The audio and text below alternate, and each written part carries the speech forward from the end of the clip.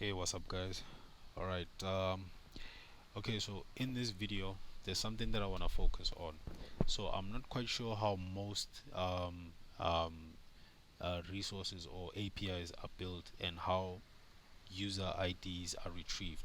So remember, when the user creates a note within the application, that note needs to be linked to the user, but we need to extract, we need to a way in which we can get the user ID and then link it to the note that the user has created. Remember, when the user logs in on the mobile app, they only gonna get the notes that they created. They cannot see other people's notes, but for them to see, or for us to see, for us to successfully get the notes that the user created, we need to get the user ID.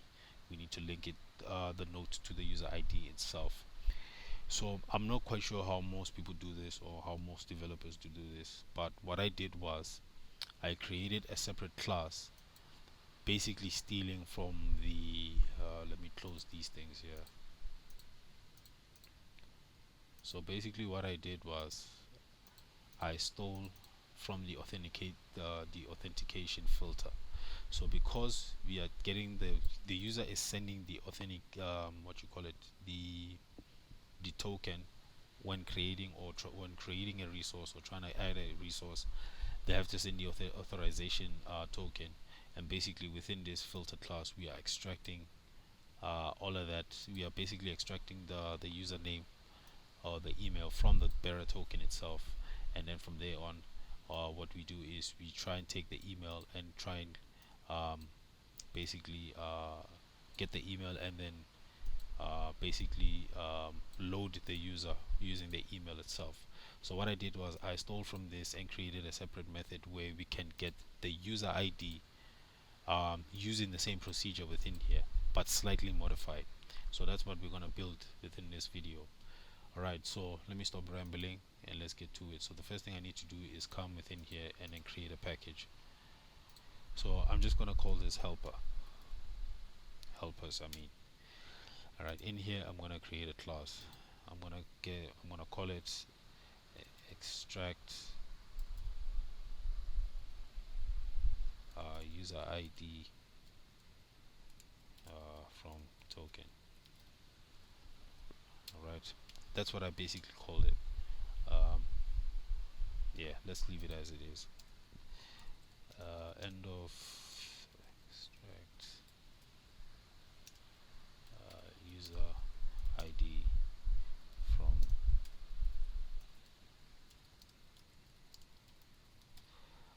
Alright, okay, so let me just check my notes. Alright, so I'm gonna annotate this as a component. Alright, that's the first thing.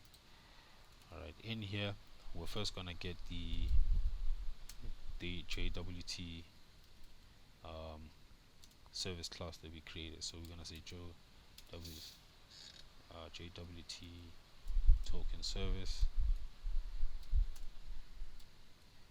The next one is the my custom user details service. Actually, I don't think we're gonna be using this, but in any case, let's leave it for now.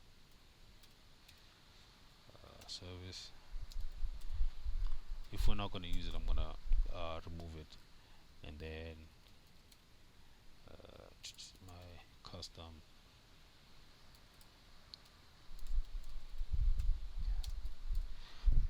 Alright, so here we're gonna create a method. We're gonna say public int. So remember, it has to return an integer, so we're gonna say get user ID from token.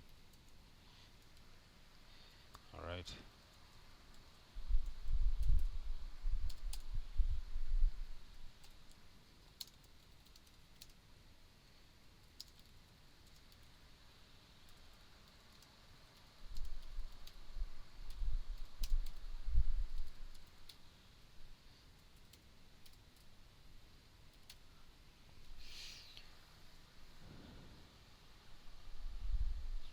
so first thing I'm gonna do here is I'm gonna set the integer or initialize the user ID. So I'm gonna say integer user ID. I'm gonna initialize it to null. Then here I'm gonna say return user ID. Right. Okay. So there's a parameter that we need here, HTTP. What is that one? HTTP servlet request.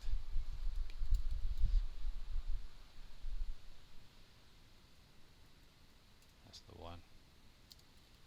Request. Okay. And then now what do we need? So remember, we're gonna do the exact same thing we did here. So I'm gonna copy all of this stuff here. Right, we're gonna come here and paste it there. Alright, so then from there on, the same thing we did within this class, where we have to check and see to see if the bearer token is not null and stuff. So we come here and then we're gonna put that over there. Alright, so let me see, we need to remove that and say, I think we need to say JWT token. Hold on, I think we did the wrong thing here. No, it's fine. Let's just continue. Right.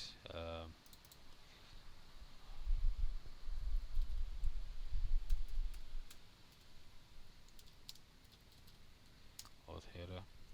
Right, and then we're gonna take this part here.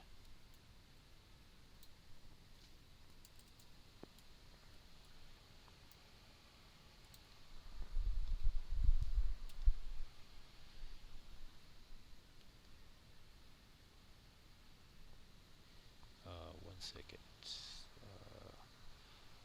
My apologies. We need to say substring, and then we obviously gonna get the index of that.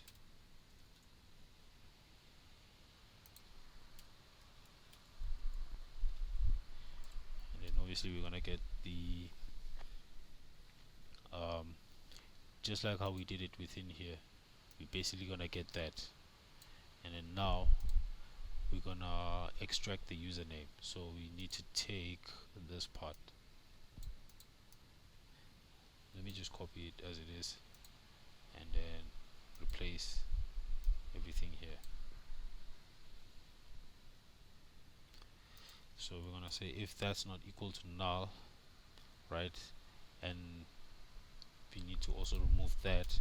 If it equals to that, we're gonna extract the username and password from there. Then let's move this, right. Let's see.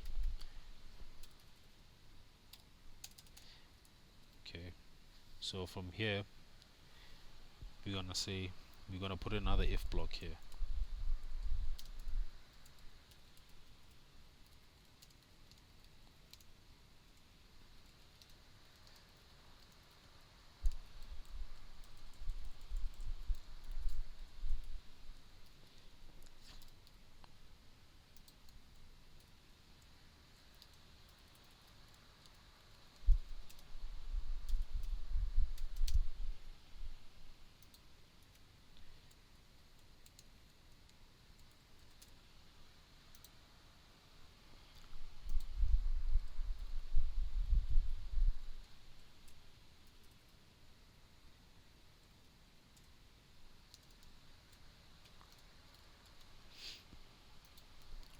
So if it's not null, we then gonna say my custom details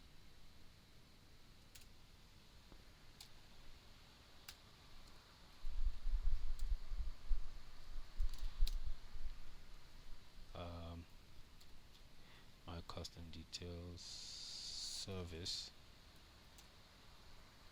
right, dot load by username. Then we're gonna say user email. Okay, we have to cast this. Alright, So we're gonna get it's gonna load the user by email. If that user exists from that token, then we're gonna proceed to say user sorry user ID equals to my custom details dot get user ID, right? And then basically that's pretty much it. So again, what I'm basically trying to do within here is I'm basically taking in the request like we're doing within the filter here. Then we're gonna get the authorization header. From there we're gonna check and see if the header is not null and if it starts with bearer token. If it is, then it's gonna basically take we're gonna set the token to the substring of basically everything that comes after the bearer word over there, and then we're gonna take that the token. We're gonna set the user email equal to basically this token is gonna be stripped, and then we're gonna take the username that's stored within the token and set it to this user email, which is what we're setting here. Alright, then we're gonna come here and see if the user email is not null. If it is not null, we're gonna load the user by user email, and then if the user is loaded, we then gonna take the user ID that we initially set up here as null and set it to the user ID of that user who's logged in, and then return that user ID over here. Alright, you'll get to see how I use this method when we start creating nodes.